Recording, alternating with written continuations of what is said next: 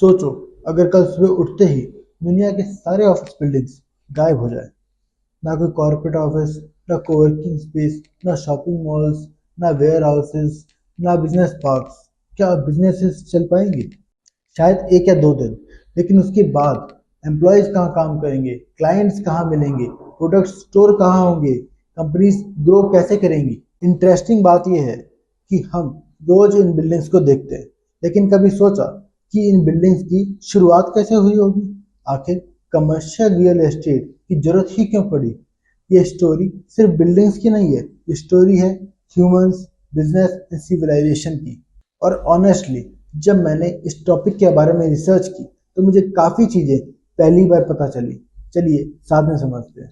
सबसे पहले तो एक सिंपल सी बात, आखिर कमर्शियल रियल एस्टेट होता क्या है? बहुत लोग समझते हैं कि सिर्फ ऑफिस बिल्डिंग्स ही कमर्शियल रियल एस्टेट है, लेकिन ऐसा नहीं है। कमर्शियल रियल एस्टेट मतलब कोई भी प्रॉपर्टी जो बिजनेस करने की यूज में आती है, जैसे office, shopping malls, warehouse, hotels, restaurants, hospitals, coworking space या फिर एक छोटी सी दुकान। यानी जहाँ बिजनेस होता है वही कमर्शियल रियल एस्टेट है। अब चलते हैं हजारों साल पहले। उस समय ना कोई ऑफिस होता था, ना कोई ग्लास बिल्डिंग, ना कोई कॉर्पोरेट ऑफिस। फिर बिजनेस होता कहाँ था?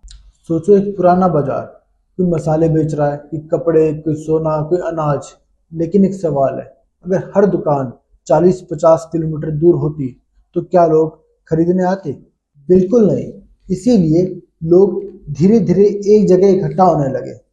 वहां से शुरू हुआ मार्केट, मार्केट के आसपास बनी दुकानें, दुकान के पास बना गोडाउन, फिर उसके बाद बनी सड़कें, ट्रांसपोर्ट आया, सिक्योरिटी आई, बिजनेस बढ़ा और धीरे धीरे एक जगह की वैल्यू बढ़ने लगी। यही कमर्शियल रियल एस्टेट का पहला बीज था। यहाँ एक बहुत इंपॉर्टेंट बात समझने वाली है। कमर्शियल रियल एस्टेट की शुरुआत बिल्डिंग से नहीं हुई, उसकी शुरुआत हुई लोगों से। जहाँ लोग गए वहाँ बिजनेस आया, जहाँ बिजनेस आया वहाँ लैंड वैल्यूएबल हो गई, और जहाँ लैंड वैल्यूएबल हुई वहाँ कमर्शियल रियल एस्टेट डेवलप होने लगी। ताजुब की बात यह है, हजारों साल पहले भी ये रूल चेंज नहीं हुआ।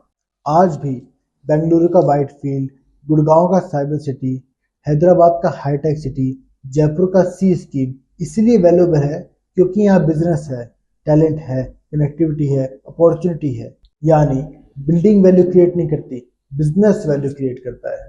लेकिन अभी तक हम सिर्फ बाजार की ही बात कर रहे थे, पर एक ऐसा समय आता है जिसने पूरी दुनिया के बिजनेस मॉडल को ही बदल दिया, इंडस्ट्रियल रेवोल्यूशन।